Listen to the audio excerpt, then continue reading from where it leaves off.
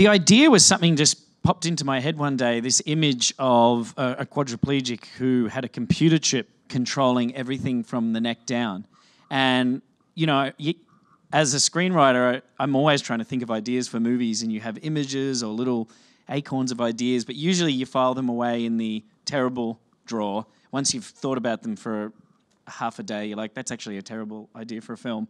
But this image of this a quadriplegic man with a computer chip wouldn't leave my head, and I couldn't stop thinking about it, and sort of started building a movie around that image. Like, okay, why is he a quadriplegic, and what's the computer chip want? And so that's really how the idea came about. In terms of influences, I really wanted to make a film with Blumhouse. I had made the Insidious films with them, and they have a lot of success making low-budget films. I mean, Get Out was nominated for Best Picture, which is basically unheard of for a $5 million horror film.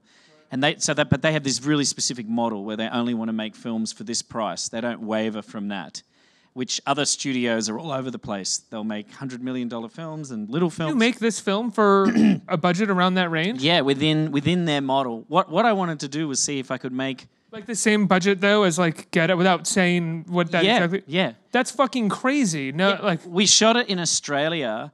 We had to... There's no labor law. No, yeah, no, it gives you a little more. You get a little more bang for your buck because there was a bit of a process to get there. It wasn't easy. Like if I wrote a horror movie all set in one room with a family, they'd be like, yeah, let's start shooting next week. But with this, it took a long time to get it there because we were trying to make champagne with a beer budget.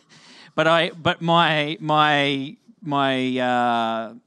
task, the thing that I wanted to achieve was to make a sci-fi movie that was a more expansive world than a haunted house movie for that same price. And I was looking at films like The Terminator, films that I grew up with in the 80s, like RoboCop and The Terminator, these practical effects-driven sci-fi movies.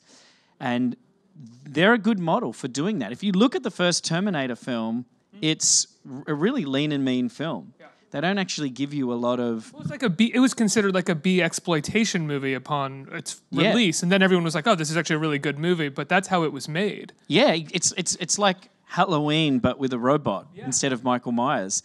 But the way he dishes out the sci-fi, he's really judicious, James Cameron, in how he gives it to you in these pieces, but somehow it adds up to this picture where the film feels a lot bigger than it is.